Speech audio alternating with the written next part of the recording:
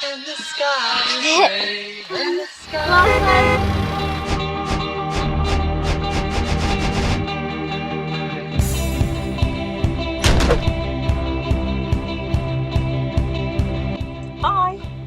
Hi guys, hope you're all well and bearing up in the current exciting period of time. We're still trying to keep busy and doing odd jobs around the van to get rid of all the vast amount of time that we've got sat on my mum's drive. Yep, it's surprising how many jobs you can come up with. Oh no. Oh, I thought he was going for a poo. No, it's alright. The cats and videos. Yeah. So yeah, it's surprising how many different things you can come up with, stuff to do. Polishing copper is a good one. And we took the opportunity to hopefully finally fix our battery-to-battery charger. We have a Victron Orion TR Smart charger that hooks up to the starter battery, and it hasn't been charging very well, so we got some advice from lots of different people, and we had to go in under Rosie's bed, which is where we keep our batteries, so that I could move some of the cables from the positive buses directly onto the batteries, hoping that would solve the problem. But we couldn't get to the batteries, could we? No, Why not? It's exciting stuff.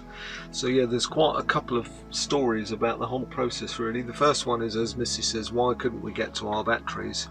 Well, the carpenter, who shall remain unnamed, I designed the bed system so that we could get to the batteries.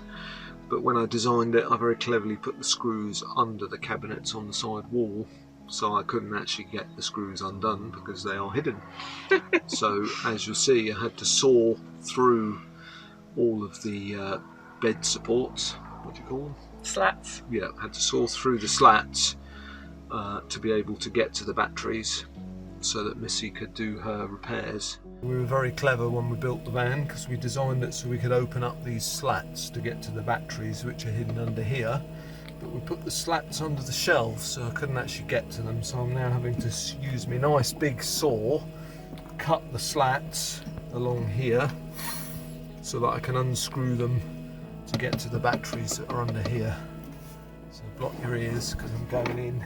To be honest, the whole battery process has been a bit of a nightmare, isn't it?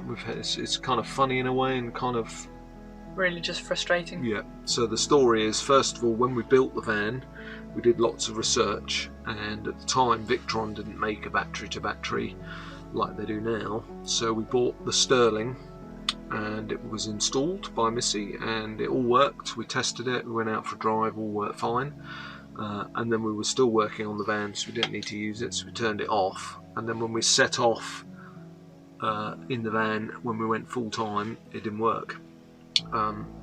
So lots of posting online, blah-de-blah-de. Then the indie projects who also had the Sterling, we spoke to them and theirs had caught fire, which kind of put us off. And then when we were trying to Google and look for forums about the Sterling, we found a couple of other people who'd also had ones that caught fire.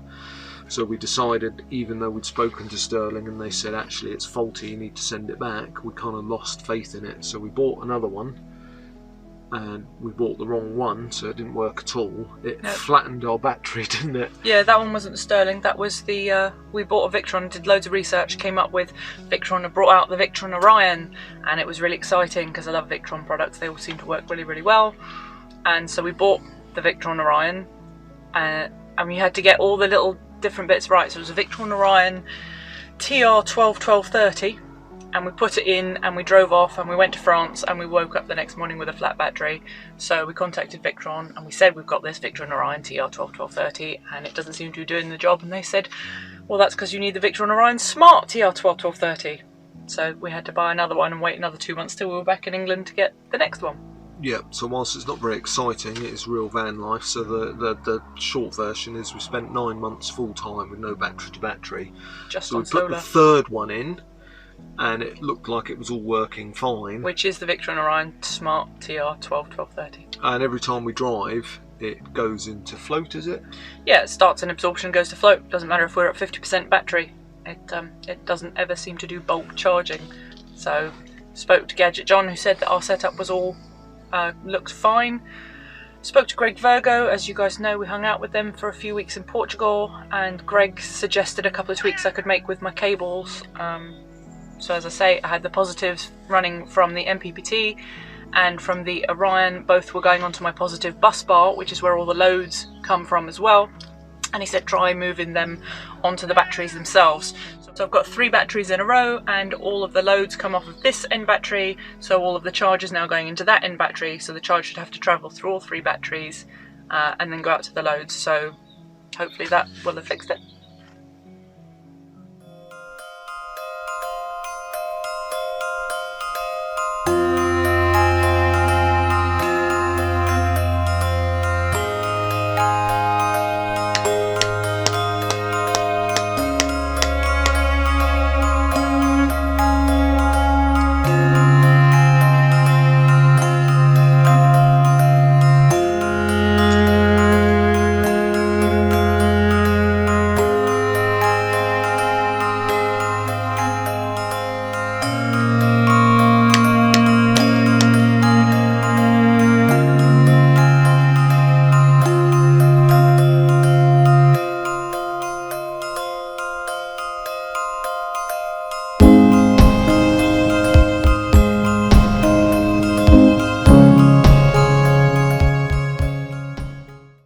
So the other jobs we've done is for Christmas I got a very swanky cigar box guitar, which I'll get out in a minute and show you,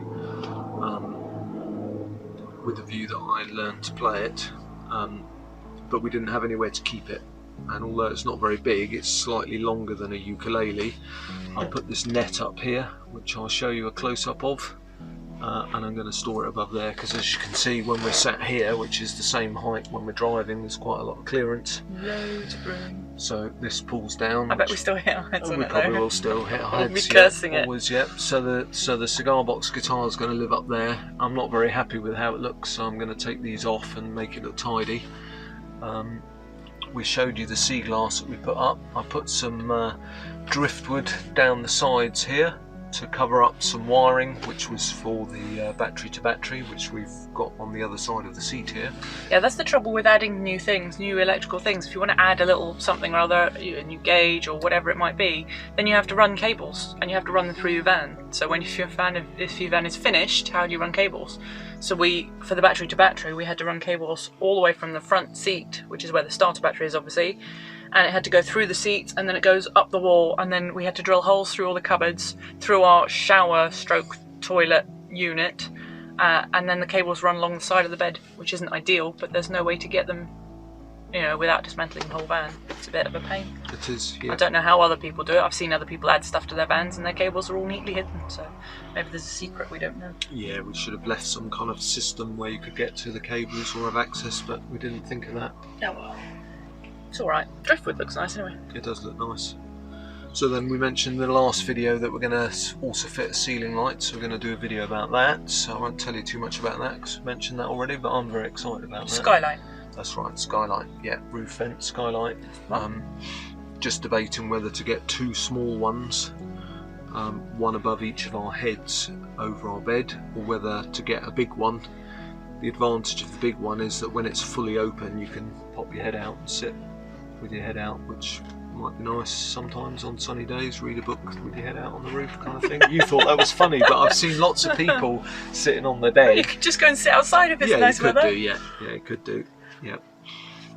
So I'm going to look at those later and get one of those ordered. We fitted new covers on the front seat. You can just about see. Yeah, we fitted new covers. But the cat's claws go right through them. Yeah, so they've already got little prickle marks. Oh, it's Rosie. What have you been up to lately? I've been making critters, little shell creatures. I'll show a photo. Just making them for when quarantine's over and I can sell them again. Where do you sell them normally? In Orgiva at restaurants. Markets if I can figure out how to get into one eventually. And you want to start up your own shop, don't you, on a website? Yes, yeah. You've got to build your website. Yeah. Well, I think we'll have plenty of time to do that while we're stuck in quarantine, as you call it. Lockdown, COVID-19, depression. Is that it? You done? Say goodbye. Bye. So the other thing that I wanted to bring up briefly is I go on Facebook for our YouTube channel and staying abreast of what's happening to van lifers around the world while they're all in lockdown and so on. And it's, whilst there's a lot of nice things happening, lots of people helping each other out, there's been a great deal of negativity towards full-timers getting caught up in people presuming they're on holiday and gallivanting about and so on. And there's a lack of kind of excitement at the moment. Obviously people can't plan anything, so I'm gonna carry on in my quest to get better on Vegas for editing videos, and one of my next videos is I'm going to do a spotlight on each of us, starting with Bogey, who many of you will know is our elderly geriatric tripod dog who wears an epi. And then also I'm going to do a montage of sorts of all of the nice park-ups that we got video of. Oh yeah. And just set it to music, just to remind me of how great it is travelling around. Good idea. And share that around so that people can remind themselves that at some point this will end. Oh! Have you told them about the party? No, I haven't told them about the party. Tell them about the party. I could tell you about the party, except I can't remember what I called it. Oh. Okay. Well, our idea basically was we are excited to get on the road again, and eventually when we are all allowed out to free to travel, we've set up an event on Facebook, and we will put the link in the description because you can't remember what you called it, and just the idea is just so that we can all get together wherever we might be. So there'll be different parties, and we'll organise one in the south of Spain or maybe the south of Portugal, yep, wherever we're going to be, and we'll publicise the date and hope that everybody can get together just to celebrate the fact that it's all done and dusted. So that's the end of the video, guys, and the best bit of it all really was at the end of finishing my slats. I found a rogue last bottle of Portuguese Superbot beer, so I'm just going to have that now as a little reward. So thanks for watching, and hope you're well, and see you all soon. Bye.